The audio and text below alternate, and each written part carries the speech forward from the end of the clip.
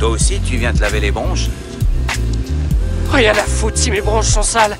Je vais me jeter dans le vide du haut du 21e étage.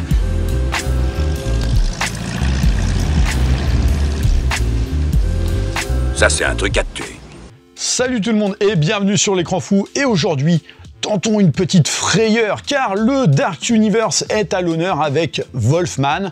Donc vous savez, ce Dark Universe de chez Universal qui peine à établir un petit peu la moindre base de son idée d'univers des monstres mythiques du cinéma. Hein. Donc qui inclut le loup-garou, Frankenstein, Dracula, l'homme invisible, la momie ou encore même la créature du lagon noir. Voilà, ça fait des années maintenant qu'on tente, mais rien ne marche. Hein. Donc à l'époque, par exemple, je vais citer le Wolfman de Joe Johnston qui avait subi une production tellement chaotique que ça avait impacté carrément sur le résultat définitif du film.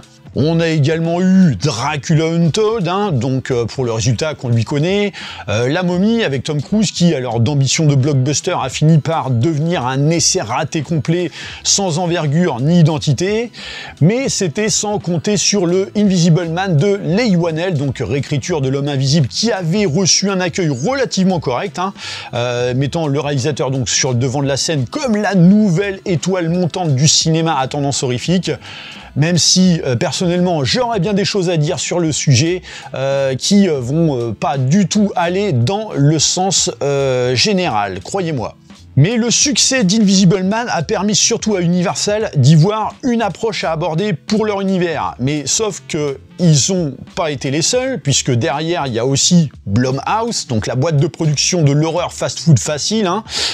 Et autant vous dire que ce Wolfman en a fortement l'odeur. Donc ce Wolfman qui propose comme histoire celle de Blake, donc un père de famille qui hérite de la maison de son enfance dans l'Oregon, après la mort de son père. Et donc l'idée d'y vivre avec sa femme et sa fille s'impose rapidement, comme un moyen effectivement de se ressourcer un petit peu, surtout que bon, sa vie de couple pue un petit peu du coude.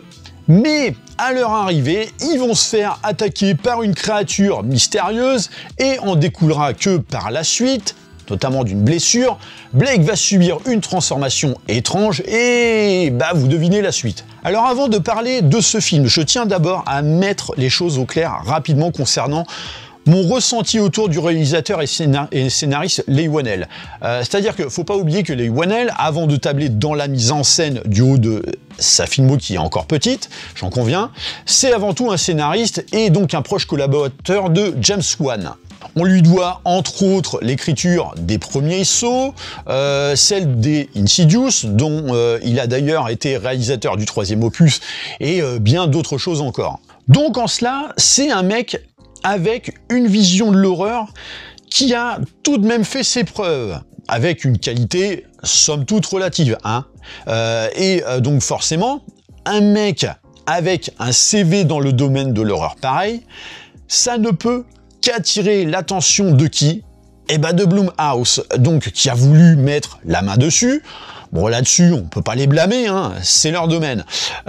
Et on peut pas non plus blâmer Leigh Whannell, bon, qui a effectivement vu l'opportunité de pouvoir voir les portes de la réalisation s'ouvrir devant lui par leur biais, puisque c'est un petit peu ce qu'il recherchait depuis un petit moment, entrer dans le domaine de la réalisation, et donc bah, de la saisir cette opportunité. Sauf que Whannell savait très bien dans quoi il mettait les pieds avec Blumhouse. Voilà, comme je le disais, Blumhouse, c'est la société de production qui a fait de son corps de métier, et son corps de métier premier, la capitalisation du cinéma d'horreur à travers des franchises lucratives de toutes sortes, avec un débit de production digne de McDonald's, et en plus pour une qualité tout aussi discutable. Donc en général, avec eux, au mieux, c'est tout juste correct. Et j'aime autant vous dire que c'est pas le plus récurrent chez eux. Donc Whannell, qui pourtant voilà, a quand même un minimum de recul sur le domaine de l'horreur, savait très bien dans quoi il foutait les panards. Et j'aime autant vous dire que le résultat à travers sa filmo ne m'a clairement pas convaincu.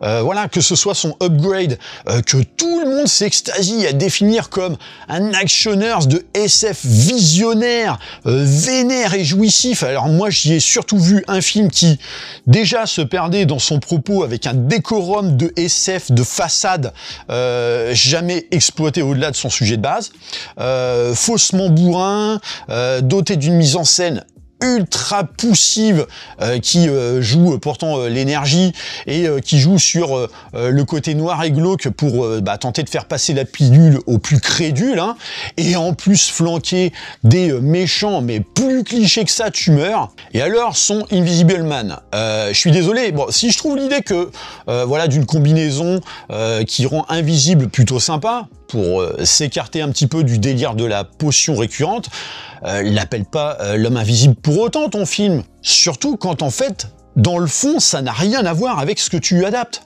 D'autant que, à côté de ça, c'était, à mon sens, truffé d'invraisemblance au possible et d'idiotie, mais jusqu'à l'overdose. C'était pas subtil pour un sou, et alors flanqué d'un dialogue post-MeToo à la limite de l'indigeste, hein. Et c'est dommage parce que à côté de ça, c'est un film avec plein de potentiel, notamment dans son approche. Voilà, il y avait plein d'idées et notamment de mise en scène, mais tu sens que le mec, il a beau avoir une vision claire de son projet, toi, t'en vois le résultat, mais édulcoré par le cahier des charges Blumhouse, quoi. Donc, loin de moi, quand je dépeins tout ça, loin de moi l'idée de pas aimer Leigh Whannell, voilà, histoire de pas vous méprendre sur l'avis que je vais donner autour de son Wolfman, en pensant que de toute façon, je fais systématiquement une fixette sur le mec. Non, je pense qu'en fait, Leigh Whannell, c'est un mec qui reste surcoté, mais qui, malgré tout, possède un potentiel énorme, mais gâché, et qu'il faut qu'il aille ailleurs que chez Blumhouse s'il veut pouvoir percer dans ce qu'il aime vraiment. Voilà, je pense que c'est un mec qui est plein de bonnes intentions, de vouloir faire de bons films, et de vouloir peut-être principalement briller dans le domaine de l'horreur, pour lequel il a une affection particulière, mais pour ça, faut qu'il quitte Blumhouse, quoi. Parce que Blumhouse, typiquement, ce sont des gens, comme je le disais, spécialisés dans l'horreur, mais qui n'aiment pas plus l'horreur que ça. Voilà, c'est un moyen lucratif, uniquement.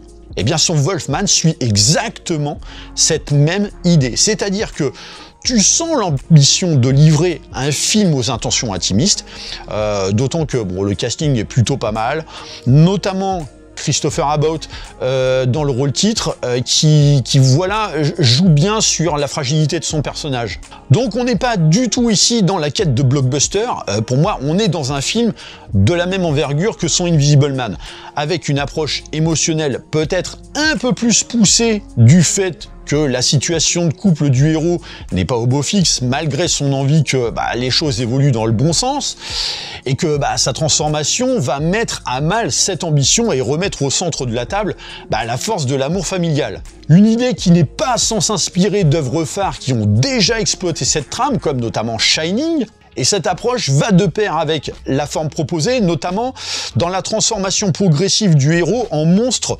qui joue beaucoup sur les petits artifices en practical pour redonner un peu d'authenticité au concept du loup-garou. Et dans la forme, je trouve que c'est plutôt réussi et ça évite effectivement le cliché du maquillage par exemple, Wolfman de Joe Johnston qui empruntait beaucoup à l'œuvre de 1941 pour un résultat qui pouvait être beaucoup plus caricatural dans les années 2000, effectivement.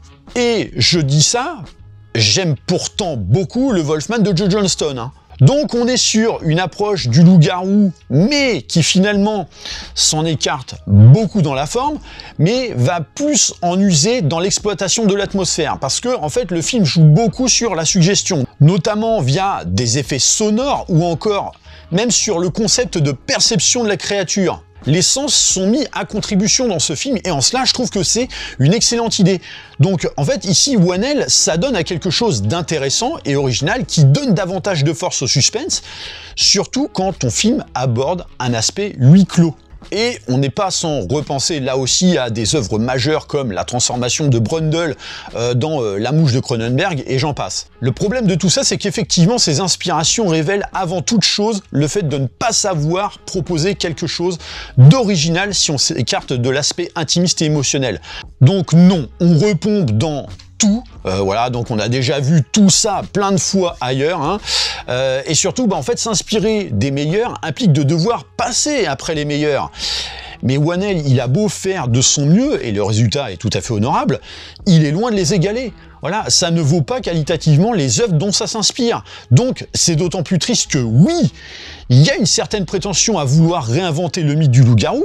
Ok, j'en conviens, et je pense que c'était le mieux à faire plutôt que de refaire une pâle redite de ce qui avait déjà été fait à travers plein d'autres œuvres.